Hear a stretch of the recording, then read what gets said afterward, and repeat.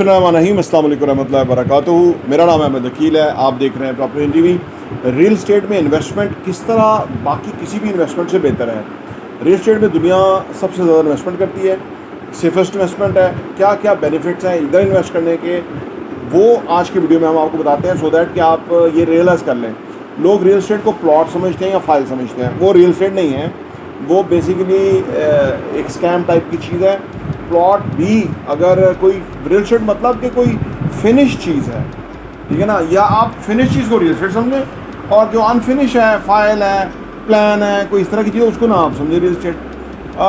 अगर कोई बिल्डिंग बन रही है तो वो इस सूरत में फिनिश है क्योंकि वो एक डेवलप जगह के ऊपर बन रही है। रोड्स बन चुके, स्ट्रीट लाइट, पार्किंग बन चुकी, स्ट्रीट लाइट लग चुकी, सेवरेज हो चुका, तमाम काम हो चुका, अब उसके ऊपर एक बिल्डिंग बन रही है। ये ज़्यादा सेफेस्ट है क्योंकि वो जो इतनी अच्छी जगह के ऊपर जो बिल्डिंग बनेगी तो ऑलरेडी बिल्डिंग की पेमेंट अदा कर दी गई, प्लॉट की पेमेंट अदा कर दी गई है।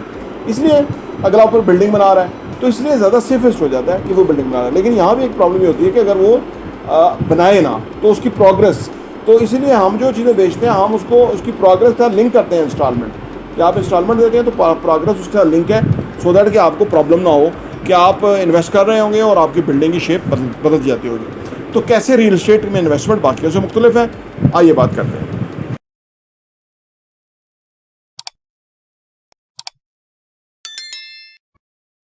Welcome back. नंबर वन ये है कि जी ये टेंजिबल असासे हैं।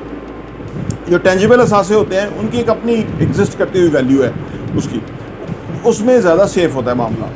जो इनटेंजिबल हैं चीज़ें, जिसमें करेंसी है, जिसमें और इस तरह की इन्वेस्टमेंट है, क्रिप्टो है, अधिक डॉलर है या कुछ भी है, ये वाली चीज़ें, उसके अंदर मसाइल आ सकते हैं, किसी भी वक्त आ सकते हैं।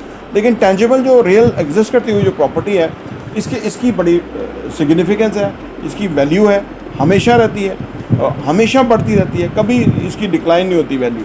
मैंने अर्ज़ किया ना कि प्लॉट वगैरह क्योंकि रॉ होते हैं उसकी हो सकती है फिर भी, लेकिन फिनिश चीज़ की कीमत नीचे नहीं आती। वो अगर कोई नीचे करके बेचेगा तो वो अपनी डेस्परेट सेलर होगा तो बेचेगा, अदरवाइज मार्केट की कीमत के ऊपर ही चीज़ें ट्रेड होती हैं, बल्कि प्रॉफिट के साथ होती है। तो नंबर वन चीज़ है कि ये टेंजिबल असासा है। नंबर दो ये है कि जी potential for appreciation. Real estate के अंदर ये बहुत बड़ी एक पोटेंशियल है कि इसकी एप्रिसिएशन होती है, और आपने सही डायरेक्शन में फ़ैसला किया तो एप्रिसिएशन ज़्यादा हो सकती है, कम भी हो सकती है, लेकिन ज़्यादा सोच विचार करके किया, सही डायरेक्शन में किया तो बहुत एप्रिसिएशन होती है।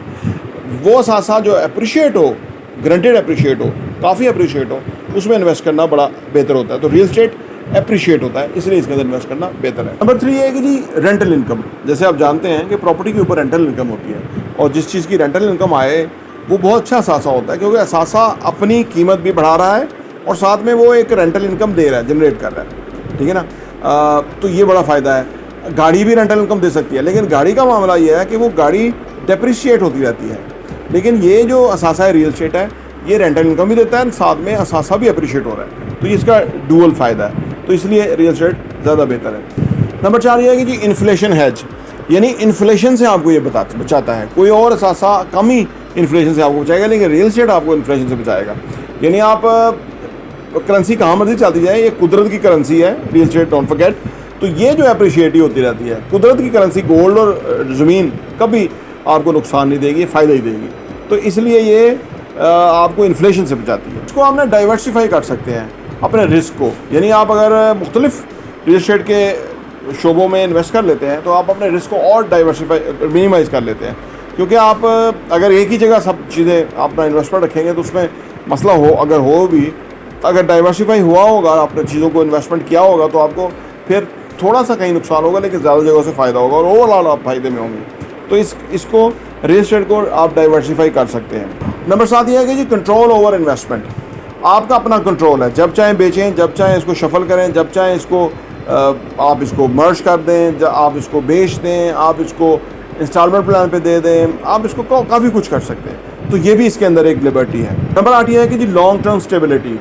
अगर आप लॉन्ग टर्म स्टेबिलिटी चाहते हैं तो हमेशा रियल एस्टेट में इन्वेस्ट करें, कि इसके अंदर कंपाउंडिंग का इफेक्ट आता है जो कि लॉन्ग टर्म के ऊपर आता है। काफ़ी सालों के बाद ये आपकी कई गुना इंक्रीज़ हो चुकी होती है इसकी वैल्यू, और इससे आपको बहुत फ़ायदा हो सकता है। ये चंद रियल एस्टेट में इन्वेस्ट करने के बेनिफिट है, लेकिन एक इंपॉर्टेंट चीज़ जो है वो ये है तो रियल एस्टेट में इन्वेस्ट करते हुए आप रिसर्च करें, देखभाल करें, लोगों को पहचानें, प्रॉपर्टी को पहचानें, लोकेशन को बहुत प्रायोरिटी दें, अहमियत दें, टॉप क्लास जगह के ऊपर टॉप नॉच प्रॉपर्टी आप खरीदें, क्योंकि उसमें फ़ायदा ये होता है कि उसका हर वक्त बायर होता है। जिस चीज़ का जितनी डिमांड होगी ना, उतनी उसकी जो है ना वैल्यू इंक्रीज होगी। और जहाँ आप ऐसी जगह खरीदेंगे जहाँ सप्लाई बहुत है, जैसे फाइल्स की, प्लॉट्स की सप्लाई बहुत है, इसलिए उसमें बेनिफिट नहीं है। रियल एस्टेट के अंदर आप अगर अच्छी लोकेशन के ऊपर अच्छी चीज़ कमर्शियल प्रॉपर्टी आपके पास है तो वो कई गुना ग्रो कर सकती है और वो ओवरनाइट ग्रो करेगी। विद इन सम मंथ आपकी कीमतें कहाँ से कहाँ पहुँच जाती हैं। अभी हमारे जो इन्वेस्टमेंट लोगों ने हमारे साथ की हुई है, 6 महीनों में 50% तक उनकी ग्रोथ है कमर्शियल प्रॉपर्टी के अंदर। तो ये बहुत बड़ा एडवांटेज है रियल एस्टेट में इन्वेस्ट करने के। आप अगर कहीं इन्वेस्ट करना चाहते हैं तो इन बुनियादी बातों को जरूर मद्देनजर रख लें, आपके फेवर में जाएंगे। प्रॉपर्टी देखने का बहुत मुश्किल है।